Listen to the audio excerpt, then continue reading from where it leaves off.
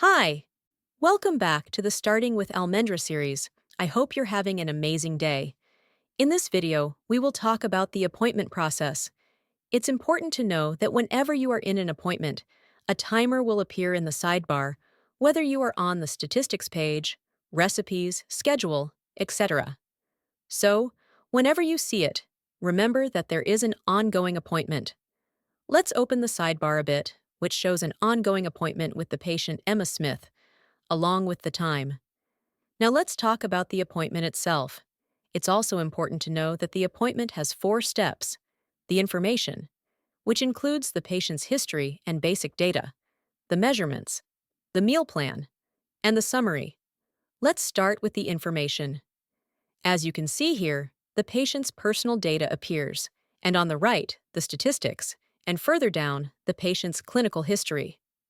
As appointments continue, this information will gradually fill in. Obviously, since this is Emma Smith's first appointment, all the information is practically empty. The objectives, lifestyle, dietary record, among others, are not mentioned yet. It's also important to know that if you have started an appointment by mistake, or it's just a sample appointment, and you simply want to explore the appointment feature, you can delete it.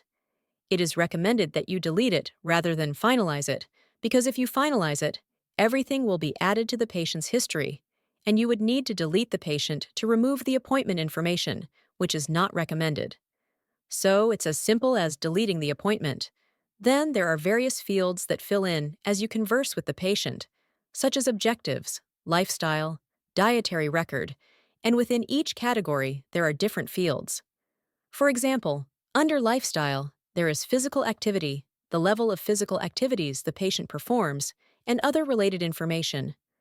All of this is necessary to have better preliminary information for the meal plan. Additionally, there's the dietary record, health conditions, current pathological conditions, medications consumed, everything necessary for a good treatment. Below is the measurement history. Again, since this is a new patient, there are no measurements yet, but as they are recorded, they will appear here. Finally, once the patient has meal plans, they will also appear at the end of the screen. So, let's move on to the second step of the appointment, which is the measurements. By clicking on Add Measurements, the mechanics of this screen are quite simple. You should know that there are 3 important elements on this screen. The first is the measurement search, where you can select any of the measurements and enter them. For example, if we select height, click on it, and height is selected, the graph updates. The second important element is the field where the height is entered, for example, 5 foot 4 inches. After clicking outside, the third element to consider on this screen is the graph. You can see that after entering 5 foot 4, the point is placed automatically. Since this is a new patient, there is only the current appointment. As the number of appointments increases, a graph showing the progression will appear here. Here, you can also enter the weight, for example, 152 pounds, and it will automatically appear as 152 pounds. Another thing you should know is that there is a wide range of measurements divided into different categories, such as skin folds, diameters, circumferences, analytical indices, body indices, and height length. All these measurements can be configured in the General Settings by clicking here and going to General Settings. If, for example, you work with the abdominal skin fold, it's as simple as going to General Settings, selecting it, and adding it to your measurements, so it won't appear here, and you'll only have the ones you work with. In short, this is what the measurement screen is about. Click Next, and it's the meal plan part. It's important to know that just because you're in an appointment doesn't mean you have to create the meal plan right then. Many users use this screen simply to add the meal plan and create a record that is not immediate. As soon as you create this meal plan, it appears in the patient's pending meal plans. So, if you're someone who only discusses with the patient during the appointment, takes measurements, and then sends the meal plan 1 or 2 days later, all you need to do is click Add Meal Plan.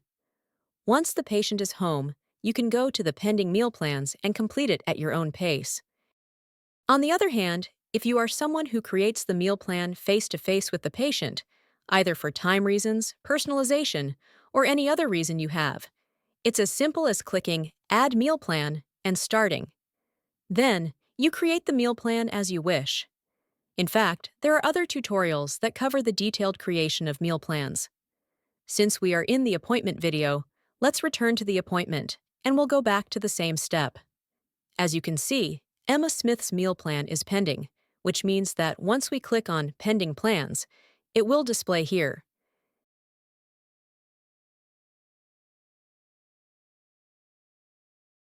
Here, you can also make some changes, such as the plan's name, start date, and duration. Finally, there is the appointment summary. There are different blocks that can be filled in.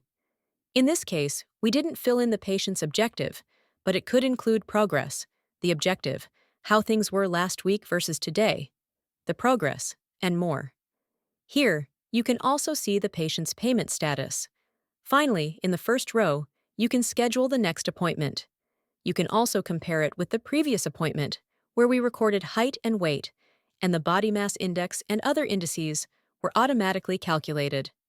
Finally, you can add an additional comment that is saved about this particular appointment, such as, "The patient arrived with little appetite this week," or "didn't feel comfortable with the meal plan," or "was somewhat upset." Adding this is entirely optional.